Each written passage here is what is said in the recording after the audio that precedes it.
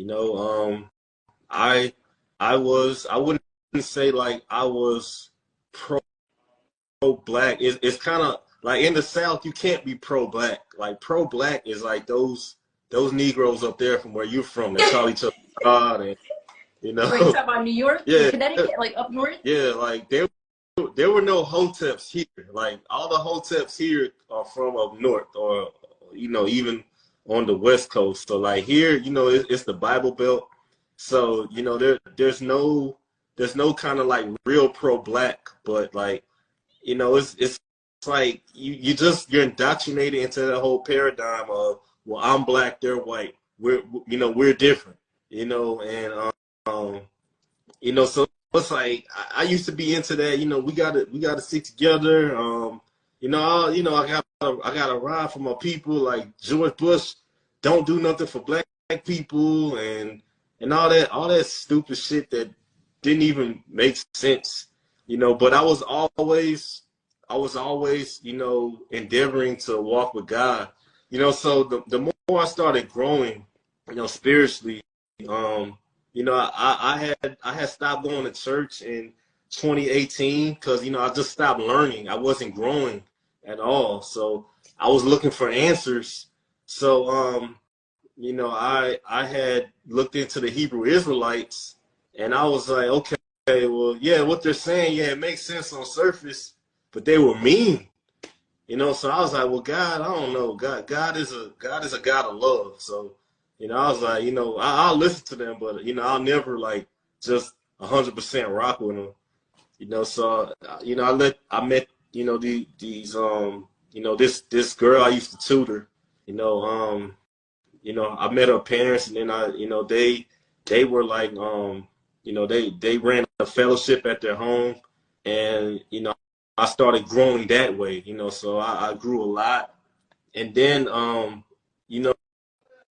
what pushed me over, what was the straw on the camel's back, was the whole David Sterling situation.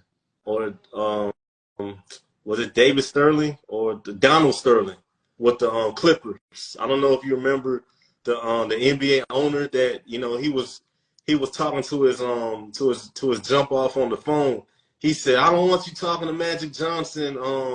He has AIDS, and you bring all these Negroes to my game, and you're making me look bad, and and he got, she recorded him saying all that.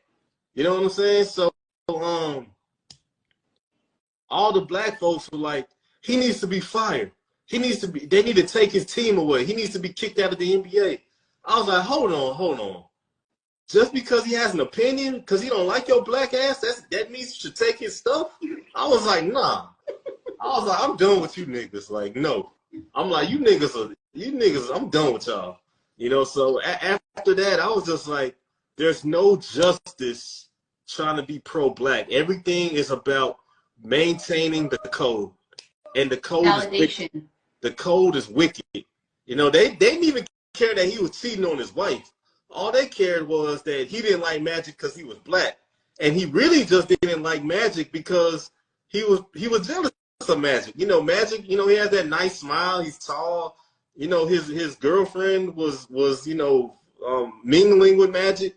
So he really liked his jump off. So it wasn't necessarily that he was black. It's just that he's Magic, and you're making me look bad in front of my other Jewish friends.